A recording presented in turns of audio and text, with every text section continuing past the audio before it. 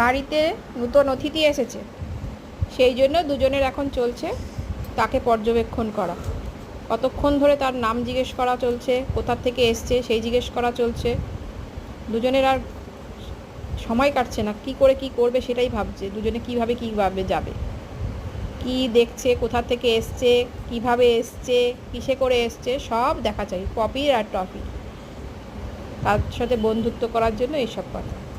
কী রে, তোদের বন্ধুত্ব করা শেষ হয়ে গেছে? হয়নি এখনো? আর কতক্ষণ ধরে চলবে তোদের এই বন্ধুত্ব?